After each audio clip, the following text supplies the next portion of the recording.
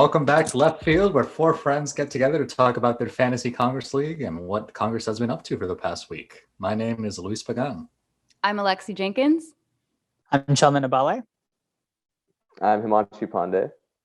Let's get right on into it. So first, we're going to kick it off with an update of what Congress has been doing, and importantly, every week not doing. This past week, the House passed 5 pieces of legislation. So this was a very slow week in the House because they only worked for 2 days out of the 5-day work week. So both the House and the Senate took Tuesday off for nebulous, unexplained Congress doesn't work reasons. And then the House actually suspended their work on Thursday and Friday because of QAnon terrorist threats at the Capitol. So, yeah. Nothing ended up happening, thankfully. But Nancy Trump Pelosi didn't get inaugurated. Yeah. So basically, QAnon had this theory that Trump's real inauguration day was going to be March 4th, which was last Thursday, because that's the day that presidents used to get inaugurated back in history. So there were intelligence threats, or there was intelligence saying that there were armed militia threats. So Nancy Pelosi, rather than risk it, called off the House session for Thursday and Friday. But Chuck Schumer decided to go ahead. So the Senate worked through the end of the week. So yeah, with the House, we have these 5 pieces of legislation. 2 of them are actual bills. 3 of them are just resolutions. So we have HR 1, which is the For the People Act of 2021, which is the voting rights bill. And then the other piece of legislation that they passed is another big one. It's HR 1280, which is the George Floyd Justice and Policing Act of 2021. And we'll get a little bit more into the substance of those later on because those are both a big deal. The Senate, they passed, there's a kitten making her appearance and trying to destroy my computer. So the Senate passed 14 pieces of legislation, and only 5 of them were substantive bills. So every week in the Senate, we see a lot of nonsense resolutions. This week, it was the bulk of legislation that they worked on, and they included honoring the Crimson Tide for winning the college football championships, and then honoring the Future Farmers of America organization. So super hard-hitting stuff from the Senate, as always. The 5 substantive bills, I'll just give a very quick overview because they're a lot less interesting than what was going on in the House. But we have S-164, which is Advancing Education on Biosimilars Act of 2021, which is about educating healthcare providers and the public on basically this method of FDA approval for biologic products. It's a little technical. From what I could tell, not super impactful besides in the specific fields. Then we have S-578, which is the Food Allergy Safety Treatment Education and Research Act of 2021, or FASTER. This is a Republican bill that requires that sesame be labeled as an allergen on packaged foods. Then we also have S-579, which makes a technical correction to a 2019 bill. This is also a Republican piece of legislation. Then this one I thought was very significant because it's pretty disturbing, honestly. It's S-590, which is the Confucius Act. It's a Republican bill that was passed by unanimous consent. So that means they did a voice vote and no one objected. So it passed with the support of the full Senate. And basically, what this bill does is increases oversight on the Confucius Institute. And then it cuts federal funds to colleges and universities that have Confucius Institutes that don't comply with the new rules. So Confucius Institutes are cultural centers at colleges and universities that are funded by the Chinese government. Human Rights Watch says that their activities are Chinese government-funded outposts that offer Chinese language and cultural classes. And the Senate actually investigated Confucius Institutes to see if there was anything nefarious going on from the Chinese government. And they found, and I quote, "no evidence that these institutes are a center for Chinese espionage or any other illegal activity." Nevertheless, despite no evidence to suggest that this is the case, Republicans are accusing the Confucius Institutes of propaganda, hence the passage of this bill. So Marco Rubio said, again, without evidence, and I quote, "For far too long, the communist Chinese government has attempted to infiltrate American universities through the disguise of government-run Confucius Institutes.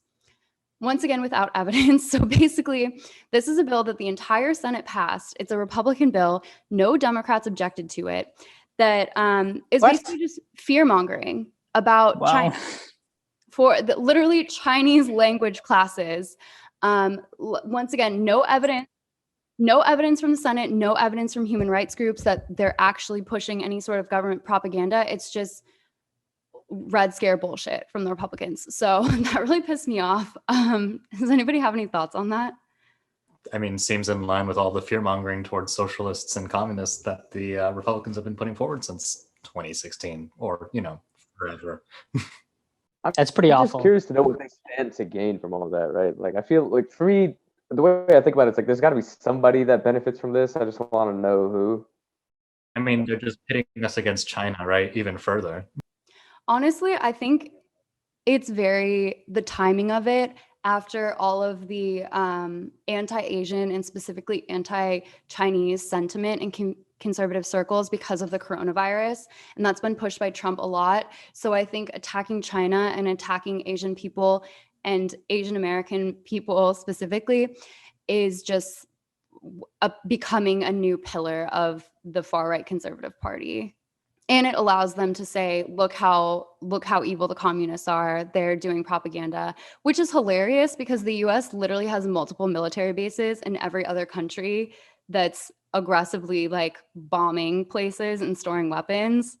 And then we're just like, oh, another government can't fund Chinese language classes on our soil. So I'd say forget the Republicans. Like, what's up with the complicit Democrats? Yeah. Not, like that's more concerning to me than a bunch of Republicans doing racist shit. They do racist shit on the regular basis. This was in the Senate or the House?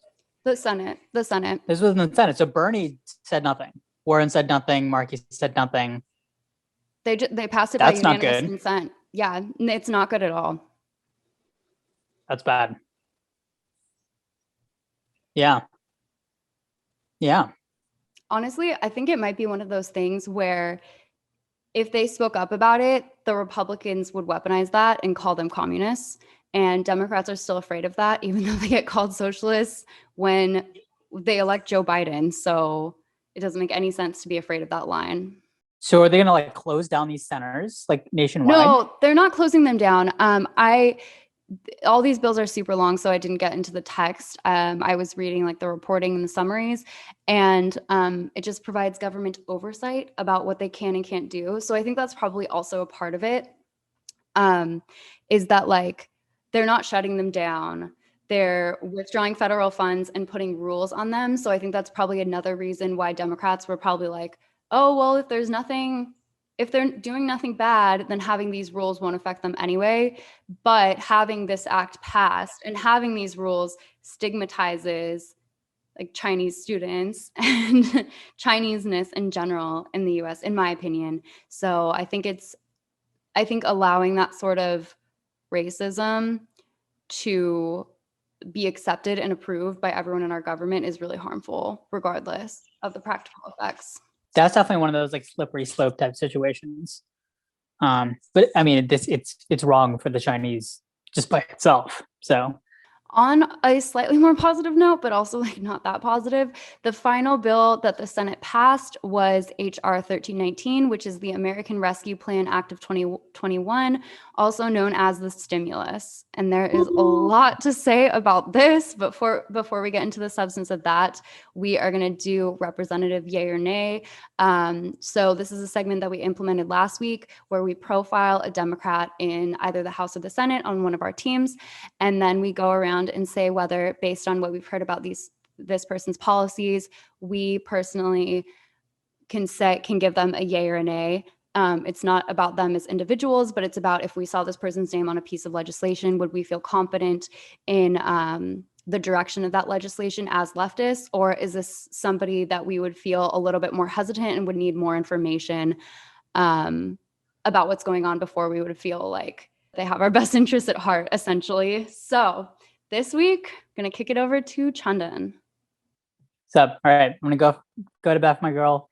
Sheila Jackson-Lee on my team is a House member that represents Central Houston. So she's a Texan, and she is an immigrant. So basically, like both their parents immigrated from Jamaica. So she's Jamaican. She grew up in Queens, New York. Got political science degree at Yale. So Medicare for all. So she is on the Medicare for All caucus, and has made a joint statement with Parmila Jayapal and Ilhan Omar in support of Medicare for All. Student loan forgiveness. She made a joint statement with Rashida Tlaib in favor of student debt forgiveness, and apparently has still some remaining student loan debt herself. She's not a 25-year-old. No, she's an elderly lady. Yeah. No. Elderly. She's like, oh yeah. What do you mean by elderly? 71. She is 71, y'all. Really? Wow. Yeah. With student loans. Wait, and she's Existing student 71. loans. Her parents immigrated to this country, and she worked her way up to Congress. So she's literally supposed to be the American dream, and she still owes money on her student loans. That is so depressing. Yep. Do you know, has she tried picking herself up by her bootstraps? That's something. I think somewhere on her Wikipedia page it said that she did try that, but I don't think she succeeded in doing so. I think she just tripped. Maybe she should get a second job. Right. Freeloader. Green New Deal. No, let's not attack this lady. Green New Deal. So she was a co-sponsor of the Green New Deal.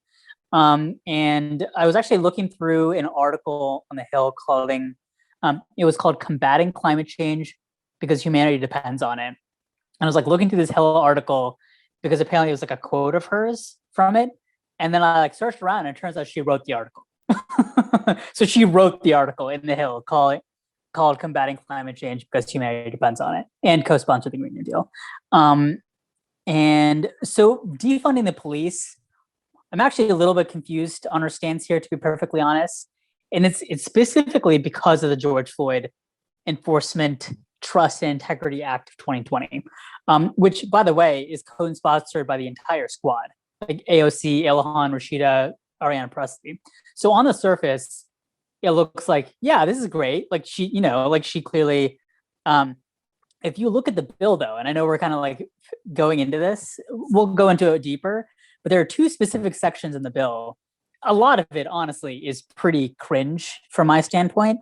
But the two specific parts of it that really got to me was a section called Enhance Funding to Combat Police Misconduct and Reform Police Departments. Literally like the opposite of defunding the police.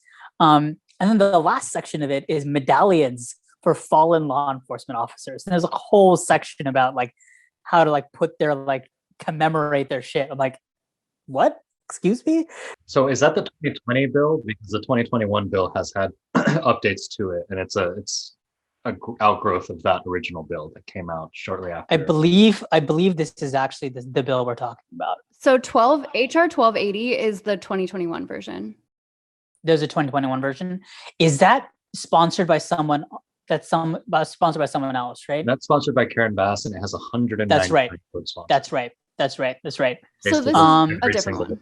Democrat. This is a different one. Okay, well, that being said, she sponsored a bill that had a bunch of that shit in it, but also every single squad member was also co-sponsors. So I don't really know what's going on there, to be honest. But that being said, she is also the sponsor of a bill called Commission to Study and Develop Reparation Proposals for African Americans Act.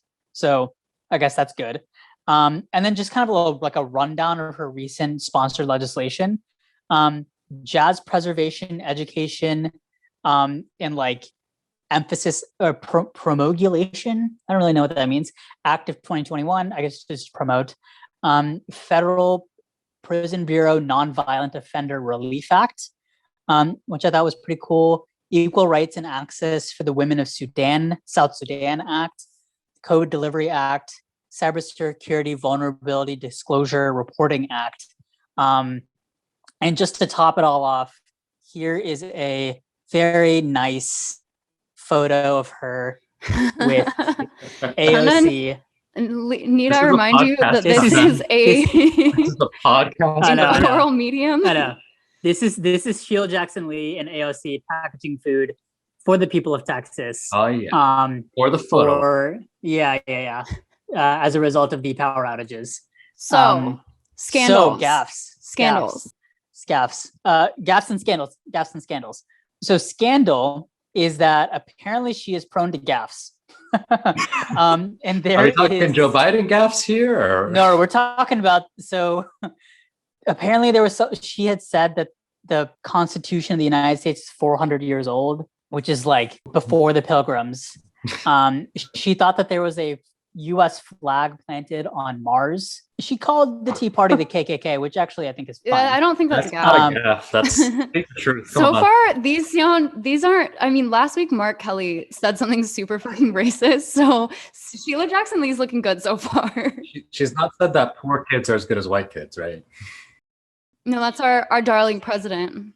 So, but I think the real big scandal, and I was actually just getting into this before we got on, so I haven't fully gotten into it. So a former staffer sues Sheila Jackson Lee for firing her after a rape allegation.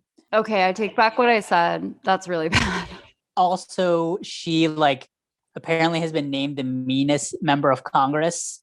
Wait, meaner than Klobuchar? Yeah, apparently she constantly referred to one of her staff members as "you stupid motherfucker" through her phone. And demanded to be chauffeured by car when traveling between the House buildings. Apparently, a classic line from her is, "What am I, a prostitute? Am I your prostitute? You can't prostitute me." So I don't really know. This could be some I mean, she is. First of all, I think it's important to note she is a Black woman. So I wish we knew more about who was saying these things about her, because I feel like totally. Not that Black women can never be mean to other people, but I feel like when people are throwing out allegations of Black women being aggressive or mean, you do have to consider in your mind that could be racism. Totally. But yeah, this is bad. So we have less than a minute before we're going to take a break. Should we yay or nay quickly? Chanan, you want to yay or nay? Yeah, I'm a yay. I like her. I don't know you haven't mentioned any good points so far, other than Medicare for all, I guess. But she's on the right side. Yeah, I'm just curious about her gaps. I'm like a middle right now. I just need to know more. I'm very concerned about the rape allegation, but at the very least, she's got stuff on reparations, Medicare for all, and I think that's earned her the yay for now. But damn, do I need to learn some more about those allegations there? Yeah, I'm gonna yay her on some issues, but I'm gonna nay her on women's rights because of the rape allegation and making fun of prostitutes. That's really, really not acceptable. And I would not vote for her. But on other pieces of legislation, I will yay her. Wow, you really came in with the scandals, Chandan. I did. Quite the gaffes. So are we gonna just find out that every single person is racist or sexist or homophobic or some other form of problematic through this? Sounds par for the course. Sounds like American government to me. Damn. All right. Well, we will take a break and we'll be back to dig into some of that legislation that we mentioned. And we are back. So Chandan, do you want to talk a little bit about the New York Times article that you just sent around about Sheila Jackson Lee? Yep. So essentially what happened is that there was a staffer of hers. So she is she used to be the chair of the Congressional Black Caucus, I believe Congressional Black Caucus. And there was a internship coordinator for the Congressional Black Caucus or the Congressional Black Caucus Foundation that basically had drinks with one of the interns and then basically forced her to perform unwanted sexual acts upon him. And then basically denied that it happened the next day. And he ended up getting fired from his job, which is good. And then a little while later, perhaps 2 years later, she was hired by Sheila Jackson Lee's office to manage communications, whatever random stuff. And apparently she found out that the Sheila Jackson Lee's office was thinking about hiring that exact same former internship coordinator. Oh my God. Like random coincidence. And she basically was like, I had a prior situation with this dude. And Sheila Jackson Lee's chief of staff said that he would no longer be considered to be hired, like this internship coordinator, which is good. But then apparently she saw a text message between Sheila Jackson Lee and the foundation's chief executive, the Congressional Black Caucus foundation's chief executive, and said that they had some background on this intern. And the intern basically was like, okay, she before was considering pursuing some legal action against the foundation. And then apparently after this, she was just like, okay, yeah, I'm going to pursue legal action against the foundation. And she said that she wanted to talk to Sheila Jackson Lee about it. Apparently this meeting never took place. And 2 weeks later, she was fired. And they told her, Sheila Jackson Lee, chief of staff, told her that it was because of budgetary constraints. But she is basically, this intern is pretty certain that it was the foundation's chief executive in Sheila Jackson Lee, basically conspiring together, being just oust this individual. And as a result of this, the Congressional Black Caucus basically gave Sheila Jackson Lee an ultimatum of either we vote on removing you from the caucus or you're going to have to step down. So she stepped down. I mean, Sheila Jackson Lee's office was also said we would never do that. This is not the reason why we fired her. It seems a little too, I don't know. It feels like it probably was that. We would never do that, but we're still resigning. Yeah, right. Yeah. So why would you step down? So she stepped down from that. And then she also was supposed to be the sponsor of a legislation. Oh, so it's the reauthorization of the Violence Against Women Act. And she was supposed to be the sponsor of that bill.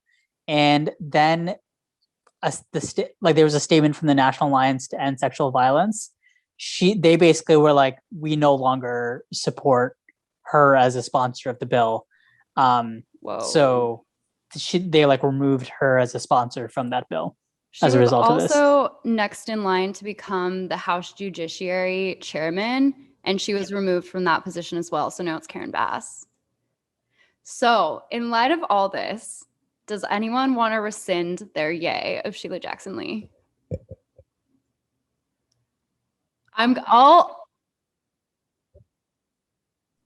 Man, I think I'm nay. Also a nay. I think I'm a nay now. That's now pretty that we bad. have more information. Yeah, I feel regardless of position, there are better progressives than this. You know what I mean? Yeah, and you can't be a progressive if you're discriminating against. This was a position at the Congressional Black Caucus, so the odds are very high that this was a young Black woman who was being oppressed at work by somebody who is supposed to be this progressive champion.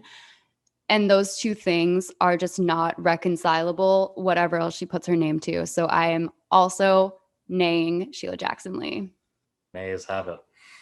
You guys don't feel obligated to change your yay to a nay. That's just where I'm at. I mean, she signed on to good policy, but that doesn't mean that I want her to be the one making these policies, especially after this.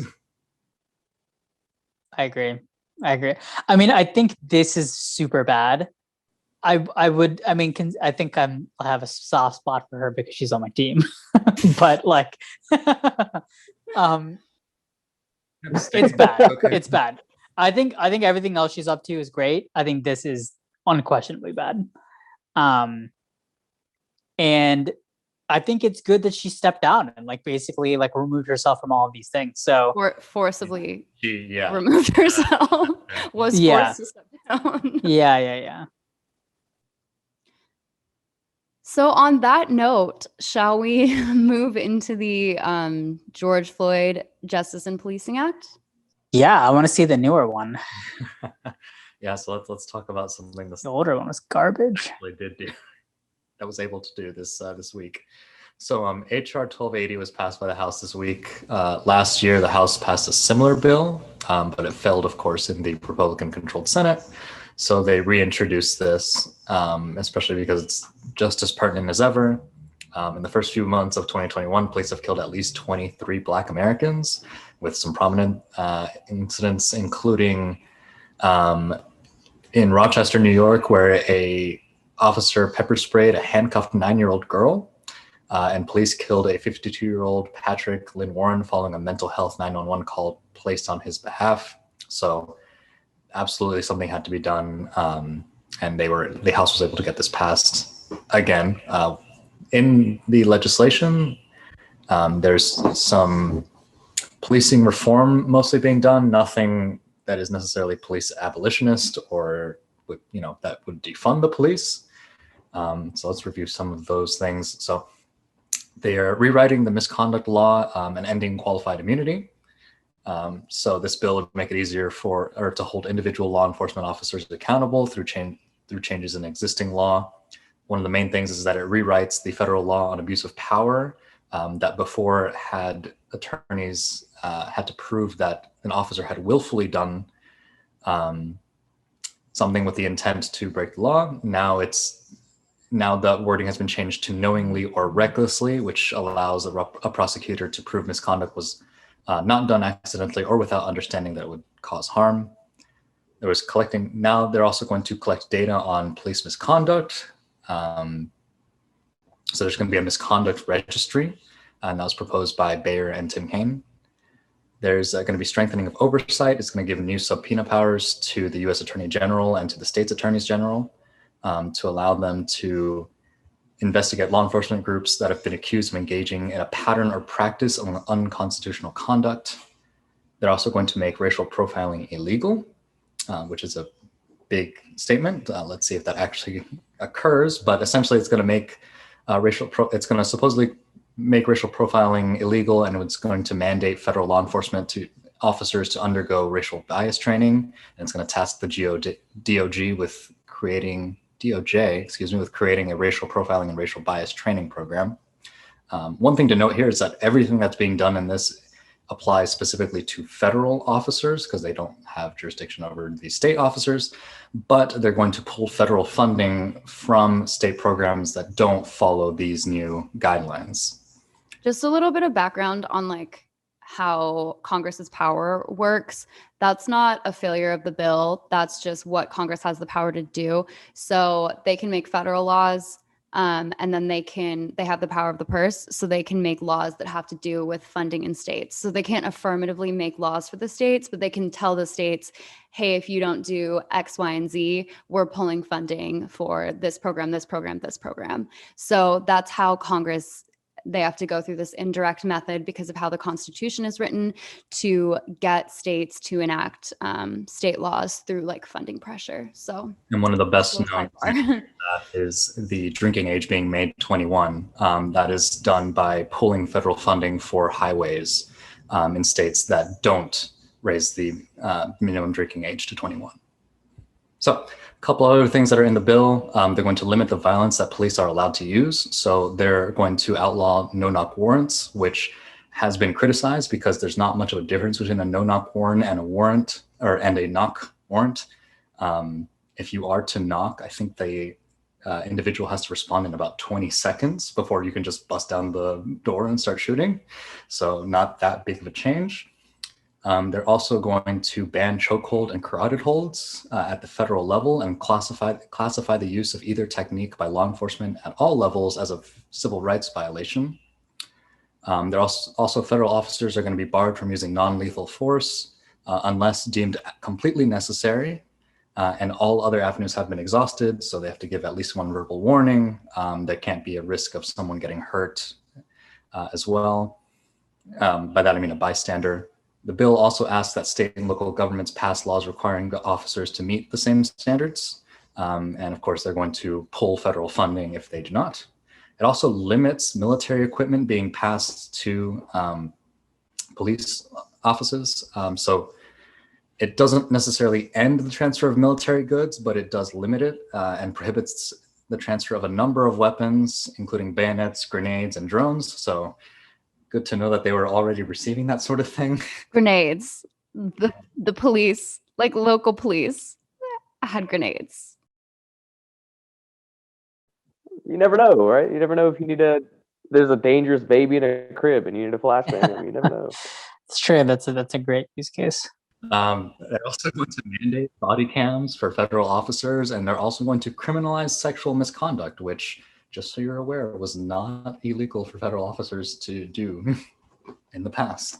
So, okay, what that means is that police were covered by like normal sexual harassment, sexual assault laws, but it wasn't specifically criminalized that like if somebody was in police custody and the police then use that situation to rape or sexually assault them, that would be like a separate type of crime. There was nothing about like that police arrestee or incarcerate or just public relationship being a different type of like rape than just your garden variety rape.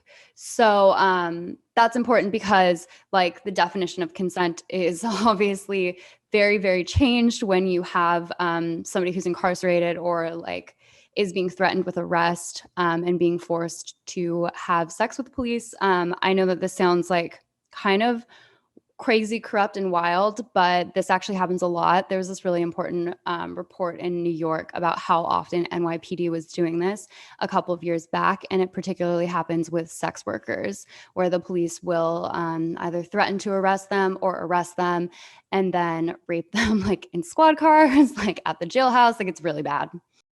Yeah, a 2015 AP study found that 990 officers lost their license due to sexual violence allegations between 2009 and 2014. And as we all know, cops don't get booked for this sort of thing, so you can only imagine the number that were able to walk scot-free. So this is, I mean, I would say it's a pretty good bill. Unfortunately, this is still police reform, so. Yeah, this is police reform. I mean, this is definitely better than the Sheila Jackson-Lee version, so I will say that. Glad we got her out of the way. But it's not the main problem here, which is the police department. Yeah, exactly. I've definitely heard some people that are like almost like not necessarily anti-body cams from the perspective that like body cams are necessarily bad, but just that like body cams are also just funding the police. It's like it's diverting funding to making an inherently broken system more efficient or more just. It's just like you can't. This is the whole like lipstick on a pig situation. Well, actually, yeah, this would be a great literal. Okay. Yeah, this would be the place to put the pun, lipstick on a pig. And that's what this is. I mean, it's. It doesn't really go that far either. So yeah. But I will say, the only thing that I want is ending qualified immunity. As long as that. That is, I think something that's pretty important here is that the federal government is threatening all of these police departments with pulling their federal funding, but the federal government only contributes about $5 billion a year to police funding, whereas state and local governments are spending about $120 billion on policing. So wow. So we need to defend at the state level. Exactly. So the push from the federal level here isn't going to be that. I would say that like it's easy for this bill to sound like it's not doing that much, but legally it is doing a lot. Like the use of force standards in this country are really extreme. The police can get away with a lot under current jurisprudence. And also, qualified immunity has been something that's been in the news a lot within the past year, and that is a huge deal. It is literally legal shields to prevent any justice from ever being done. That being said, like if this bill passes, we will see more justice in police cases where Black men, women, and children are being killed by the police, and some more police, at least one, will be like prosecuted if the law changes. However, like you said earlier, that is still depending on the legal system, which is deeply racist, deeply sexist, deeply anti-poor, and deeply biased to the police. So when you go into a court case, the judge, the jury, and the prosecutor all give the police this like higher level of deference than they give any other person in the courtroom. So if the police says something under oath, that's going to be believed to a higher standard than if the person accusing them says something under oath. So things like body cams, stuff like that, where it's like collection of evidence, that does help, and it will get some more cases prosecuted. But it's like you said, like not going to fix the system. It is way better than what we have now, but it is very, very far from justice. So I'm glad it's being passed. I think it is like a decent bill for where we're at now. But yeah, we need to get rid of the police. Like the first police in America were literally slave catchers. Like that's why the police were generated in this country. So it is fundamentally racist, and we need to abolish them. ACAB forever. Yes, a step in the right direction, but like how many times have we had officers lose body cam footage already, you know? Totally. I mean, just the enforcement mechanisms are devoid. They're non-existent. So, and it's just like how, like, it's one of those, it's a trust thing at this stage, you know? And like the police can, like they've shown time and time again that even though you make these things illegal, that they're going to work together. They're going to work as a band of racist brothers, you know, to like hide and with this the shit. prosecutors, like with the judges, they're all on the same It's not like team. those relationships have magically vanished as a result of this bill. Like they have not.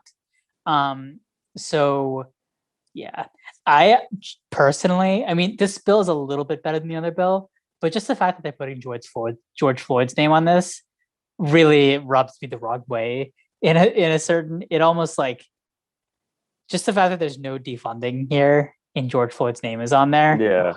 Yeah, it kills me a little bit.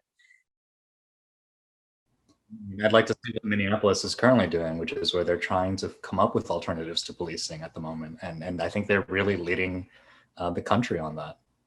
Hopefully, that's the sort of thing that'll take root across the rest of the U.S. But like you said, this is just lipstick for the pigs. Honestly, I don't think Biden would sign a defunding the police bill, because he's advocated throughout all the protests. He's advocated for increasing funding to police. Yeah, and I don't think that this bill in particular is even going to get to Biden's desk. I mean, the moment this gets to the Senate, the Republicans are shutting it down. There are more than enough Senate Democrats that hate this sort of thing. So yeah, I think this is dead in the water.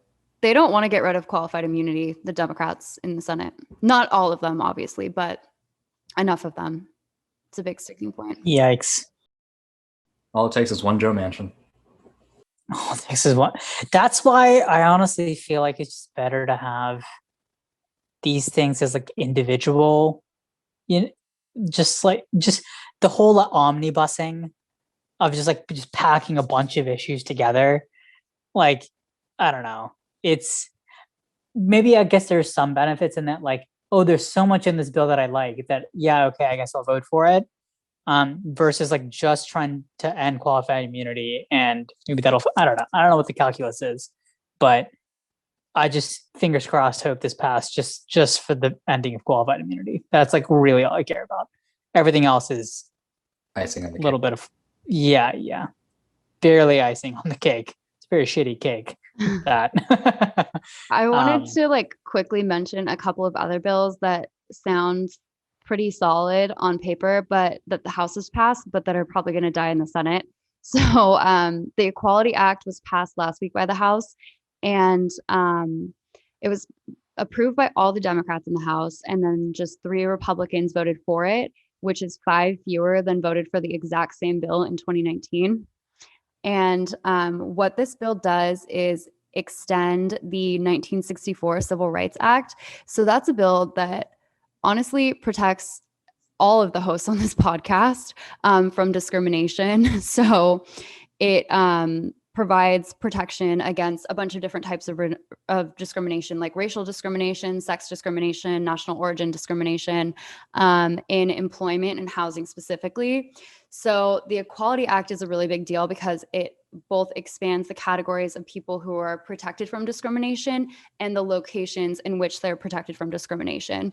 So it explicitly extends to prohibiting discrimination based on sex, sexual orientation, and gender identity. There's a Supreme Court case that interpreted like sex in the Civil Rights Act as including like sexual orientation discrimination. So what this bill does is really enshrine that into law, so the court can't change their mind next term and take that away. It also greatly extends protections in a bunch of different areas. So right now, like I said earlier, the protections of the entire Civil Rights Act, prohibiting like racial discrimination, all types of discrimination, only apply to employment and housing and public accommodations. So this extends that to education, anything that gets federal funding. It also covers employment and housing for sexual orientation and gender identity now, credit, and also the jury system. And then really importantly, it also changes the definition of public accommodation. So it makes it a much broader category. So it already includes things like stores and stadiums, stuff like that. But this also adds on online retailers and transportation providers. So basically this bill like extends civil rights protections for a lot of people. It also says explicitly that it trumps RFRA, which is the Religious Freedom Restoration Act, which was passed in 1993. And that's the piece of legislation that Christian conservatives use to discriminate against people all the time. And it's a really strong bill because it's very hard for the government to fight RFRA claims just because of the legal standard. So yeah, it's really bad. So this bill is actually really good. It was passed in 2019, then failed in the Senate. And yeah, it's probably going to fail in the Senate again, which is really a tragedy because currently 27 states do not have laws protecting LGBTQ plus individuals from discrimination at all. So that is that bill. The other one I wanted to just like bring up really quickly was HR 1, which is the For the People Act of 2021. That's the campaign finance bill that we talked about a few episodes back. It also creates a national system for automatic voter registration, requires online voter registration, requires at least 15 days of early voting in every state. It prohibits voter roll purging. It restores voting rights for convicted felons, puts transparency requirements in political advertising, institutes nonpartisan redistricting commissions to end gerrymandering, prohibits PACs and campaigns from super PACs and campaigns from coordinating, and stops members of Congress from using taxpayer money to settle sexual harassment or discrimination cases. You hear that, Sheila? Yeah. So this is really important for obvious reasons, especially based off of the last point, but it's broadly popular with the public across parties. It's probably going to fail in the Senate as well, but it's really dire. It was passed in the House in 2019 also, but failed in the Senate because of Republicans.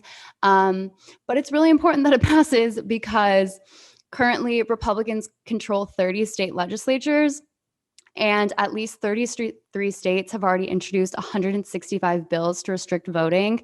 And those 30 state legislatures that are controlled by Republicans control the drawing of congressional districts. So they're going to gerrymander the shit out of it and make sure that Democrats never get a House majority back again. So if this doesn't pass, Democrats are locked out of power, potentially forever. So there is some talk about the filibuster, ending the filibuster when it comes to this. They're actually talking about amending the filibuster rules to allow democracy reform legislation to advance on a simple majority vote and not be eligible to be filibustered, which is kind of dumb because it's like just do that for everything you want to pass, it's just very arbitrary. But so Amy Klobuchar is the chairman of the Senate Rules Committee. She's the one who's in charge of the filibuster, which explains a lot because Amy Klobuchar is the worst. So she says she wants the bill to be brought to the floor so they can see what support there is for it before her committee even starts talking about filibuster reform. Jesus Christ. Just kill it early, And then last week, reporters asked Joe Manchin whether he would consider changing his mind about the filibuster this week. And he said, and I quote, "Never. Jesus Christ. What don't you understand about never?" Oh my God.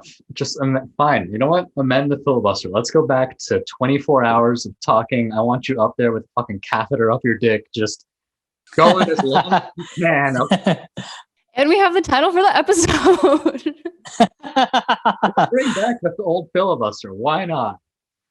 My God. Anyway, so those are the overview of like some of the next things we could have if Democrats weren't spineless, and also if a bunch of the Democrats weren't actually Republicans. Nothing's gonna get passed without filibuster reform or abolition.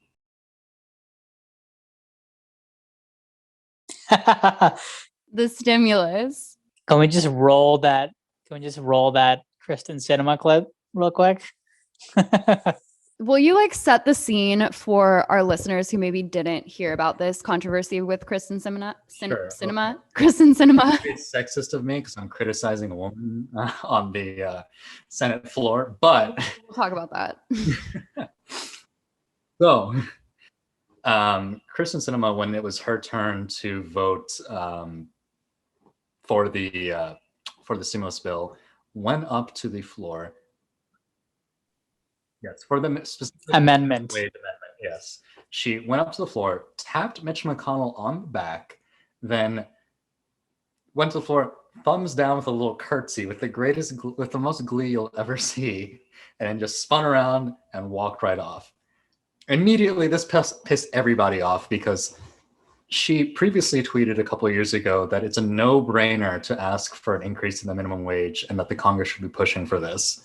I think she actually might have tweeted that during her run for the Senate seat.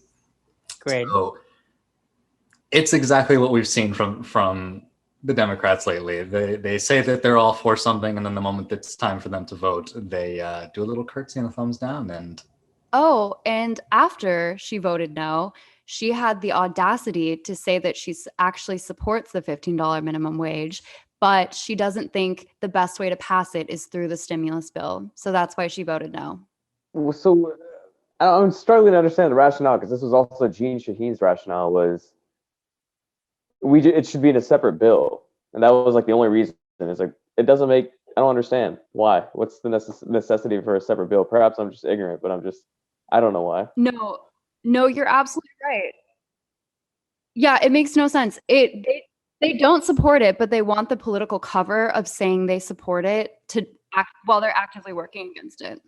Yeah, because she's literally I fully supported a $15 minimum wage. It's literally unlivable, but we can't do it this way. It should be in a separate bill. Then what? If it why? works on separate bill, then they need 60 people to vote for it instead of 50. Yeah. Those gosh darn Republicans back at it again, downvoting our fucking minimum wage. Gosh darn it. If only we could have done something. Give us more money, please. Yeah, and her office had the additional audacity to criticize people who criticized her curtsy, saying it was sexist to critique a woman's body language. That's the standard Democrat defense. You got to pick an identity to attack or defend. Politics, yeah. Weaponize that. It's horrible. It's so repulsive because it's so sexist to say that a woman's actions, anti-poor, literally anti the American people her actions are above criticism because she's a woman. That is an incredibly sexist assertion. It's infuriating. And then if you look at the rest of the stimulus bill, which did pass the Senate, by the way, it actually passed it maybe about an hour ago, on Sunday, March 7th. As of this recording. This recording, the Senate's passed it, so it's going back to the House so they can do their little final sign off and hand it over to Joe Biden, who might just chuck it into the trash can. After, who knows? Oh, I'm sure he'll do a victory lap. Oh yeah, I know he'll sign it.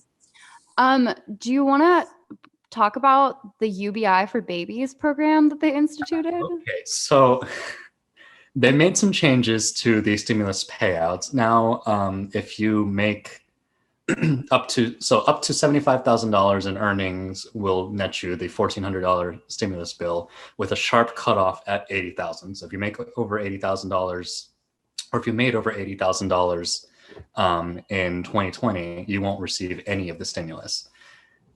But what they're doing is they're giving child tax credit advancements to families up to 3 children.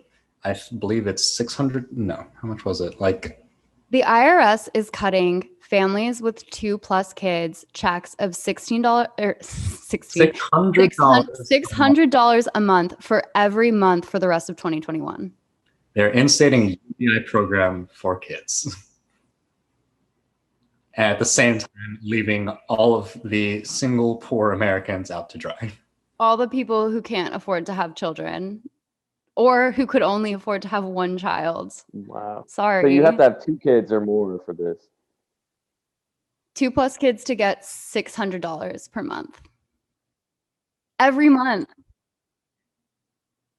Oh no, it doesn't pay you for it, but we basically passed UBI for children with literally no political pushback, which is how much aid to millennials and Gen X who are starting to enter the work, or Gen Z who are starting to enter the workforce, is so heavily politicized. But just cutting a massive check to privileged millennials and Gen Xers who are still having children is just not a topic of conversation.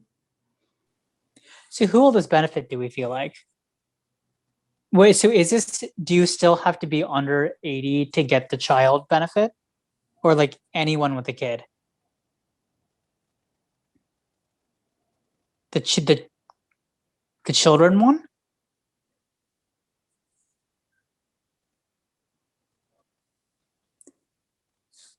That's insanity. Yeah. How are they willing to cut that check but not 2,000? That the 2,000 is way cheaper. Yeah. Because the media hasn't politicized this issue, and neither party has politicized this issue. Because they just weaponize issues when it's helping poor people exclusively or helping young people. I mean, I do think this will help some poor people. Oh yeah, it'll definitely help some poor people. But if you're talking about big expenditures by the government and targeted aid, which has been the big criticism of the $2,000 checks, is that it's not targeted to low-income Americans. This is not at all targeted to low-income Americans, and it's $600 per month. A month.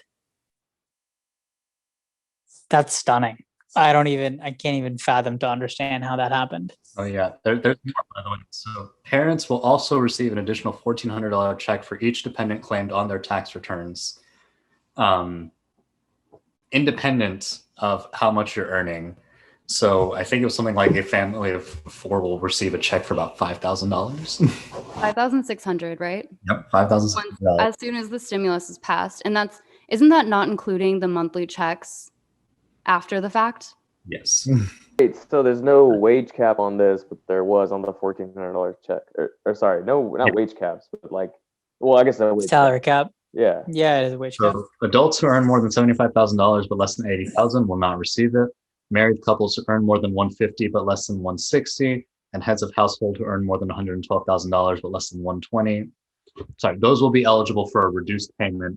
Beyond that, you will not receive any stimulus. Okay, this is excluding the baby UBI thing. This is excluding baby UBI. So, Do you like my name for it? UBI for baby? Yeah, love it. That Love catches on. so, but the UBI for babies, that's for anybody. You have to have dependents claimed on your taxes. That's it. That's it. That's it. Donald Trump gets Right. something from Milan. For Melania? For Ivanka, sorry. Yeah. She's I young mean- enough to be a child, I guess. I mean, they're both the same For to him. him, right? Yeah. Yeah. Well, I guess another interesting thing is that it's giving stimulus checks to adult dependents as well. So all of the college students that didn't get a stimulus check previously will be getting one.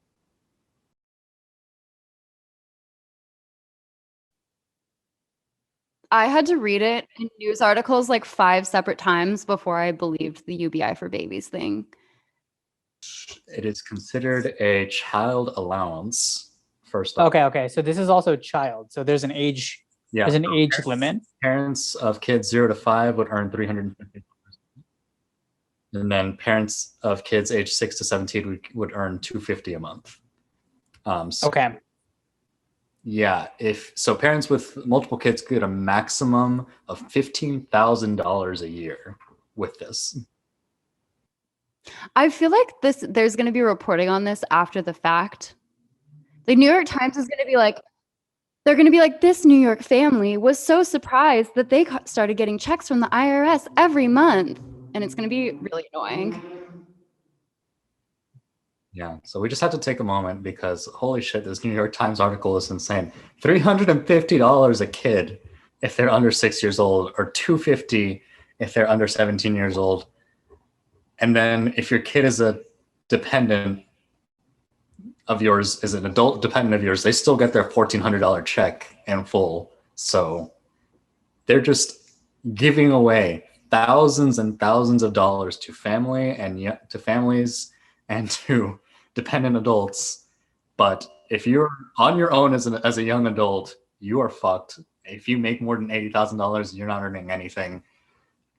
Who cares about your 2021 income, or maybe even your 2020 income? I don't know. I believe it's tied to your 2020 income as opposed to your 2019 income for this relief check. But wow, just And it's been a very widely reported phenomenon that millennials are having kids at way fewer rates than previous generations. Right. So looking at this Pew Research poll that I pulled up really quickly, in 2018, 40% of millennial men aged 22 to 37 said that they had fathered a child. So fewer than half in 2018 of millennial men would even be in the category of being a parent to potentially be eligible for something like this. So it really does feel like I'm not opposed to poor families having assistance with their children. I'm just opposed to this sort of policy being something that's Tied to kids. universally Like approved. it's just not even. Yeah, it's just a big slap in the face to our generation, which has famously had to forego having families for economic reasons because of the economic conditions that the 2 generations before us put us in. So for them to then legislate and say you only get assistance during this pandemic if you have children is a slap in the face. And it seems like intentionally they're trying to provide assistance to other Gen Xers who are still having kids and like being economically successful while our generation is drowning under student loan debt and like all the other facets of the economic crises that are happening at the same time and making it absolutely impossible for us to provide for ourselves, let alone a family. You also have to have the correct government sanctioned amount of kids, because if you have over 3 kids, like a traditional Latino family, or even a lot of these other larger families that are found in minority groups, you won't receive that additional aid for your 4th, 5th, 6th child. Fuck you if you have a large family, apparently. Truly, yeah. Perfectly tailored to assist white Christian families who get married right out of college or right out of high school, pop out 2 kids, and do exactly what our white Christian state wants them to do. I promise you it's not Lakin and Kaylin that need the aid. Lakin and Kaylin will be fine. They just need therapy. I'm just curious about the what is it? Like why it isn't means tested. But like it just doesn't make sense to me.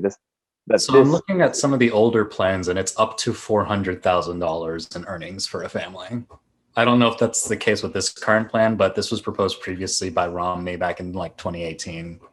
And And 400,000. 400,000. So two parents making $200,000 a piece can get eight welfare from the government. And get an additional $15,000 from the government. So Mitt Romney, the Republicans want people making, I'm sorry. I knew that the Republicans were fake as fuck, obviously, but just the level of hypocrisy and lies continues to astound me constantly. All right. Well, I feel like they know we're fucked in 10 years, so they're like, let me just get mine now before the millennials are even more fucked. So. Do you think there's enough people who just didn't understand what was happening here and they just passed it? I think the media chose not to politicize it, and I think that the representatives chose not to politicize it. I agree entirely. I'm pretty sure they're well aware of what this means. They just didn't want to say that they're passing UBI for children. UBI for babies. Like the New York Times, I have not heard a peep about this from the New York Times.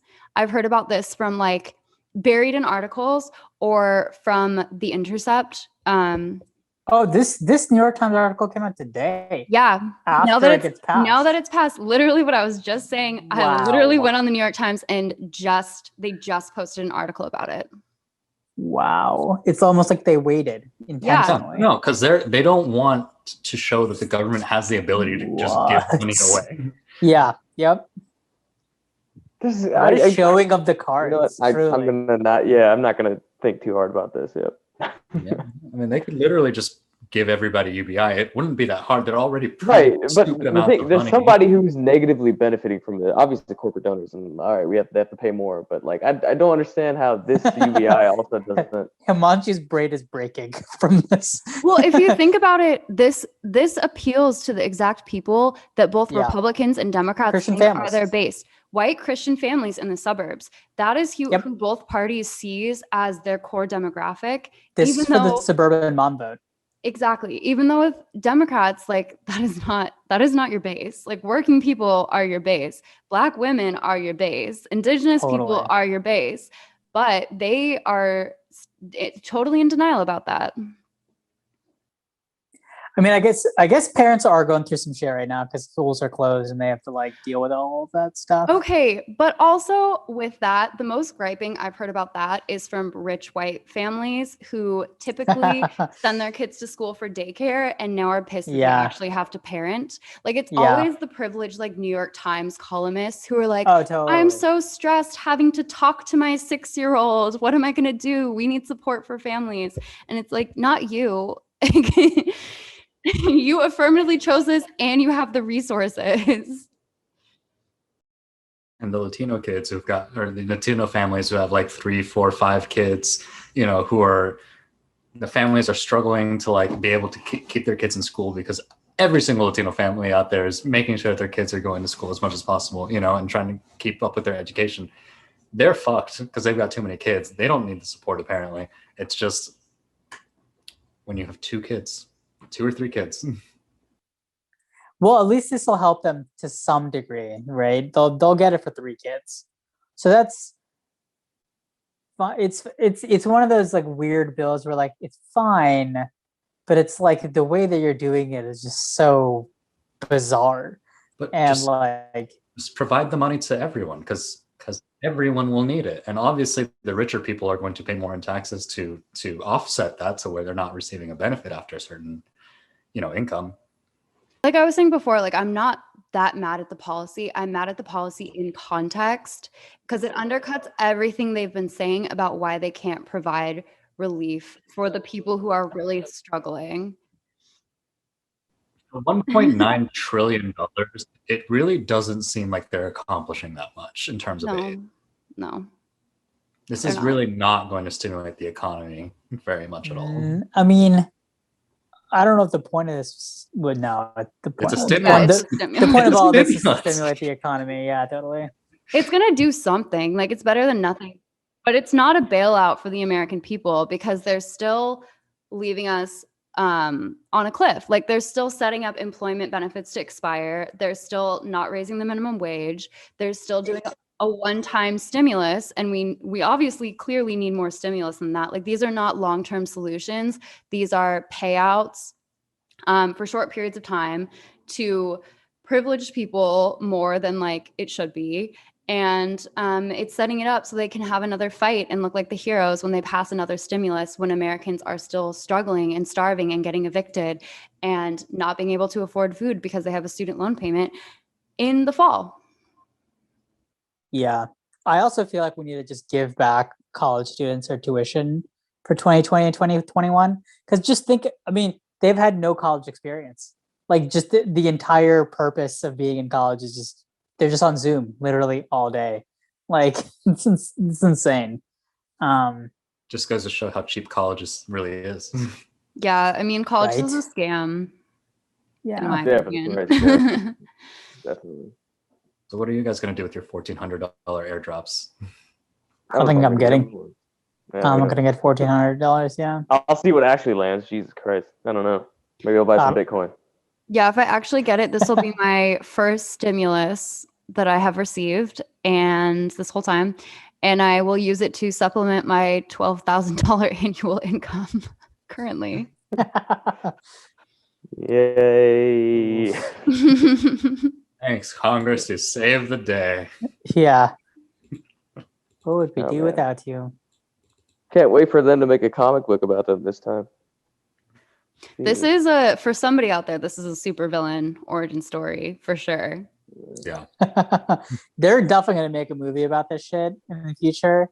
And in America's gonna look so bad.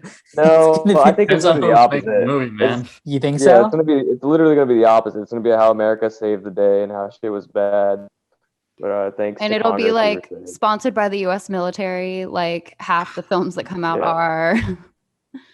You think so? I mean, we had the Yeah. highest death rate. It's gonna be kind of difficult to make the US the good Dude, guy in that it movie. will find a way. It was going to be so much worse. But I we mean, have you capped it heard at of like Exactly. all of American history? Like But the Right. like plane the Trail from of Tears China, and shit. we stopped the planes from China. And if This is what we didn't stop the do. planes from China, We glamorize our death and destruction and use it to sell ourselves to the next That is generation. exactly what we do. That is exactly what we do. I just feel like it's gonna be like one of those, like The Big Short, right? Even The Big Short was a glamorization. Like it wasn't like a documentary of like this is the shit that went down. Here's the assholes behind it. It was like, look at this American hero who shorted America, and you know that's The Big Short. It's not the big fuck up, right? It's the guy who won. Anyway, sorry, I'll get off my soapbox. This whole podcast is a soapbox. So. Exactly. Please stand up. I'm just saying, yeah, it's just ridiculous. It's just what's gonna happen. It's just what's Always gonna is. happen. It always is. So Yeah. we don't leave our viewers on such a dystopian note. Does anybody have any like positives of the week? I don't. But if anyone else does. Well, people are gonna get money, so let's hope you're one of them. To our wonderful listeners, you're one of the lucky few million in America. Invest in Hopefully Bitcoin. Yeah, there you go. Just throw it all into Bitcoin. You know, it'll go up. Yeah, that USD shitcoin is dropping in value so fast. I'll drink to that.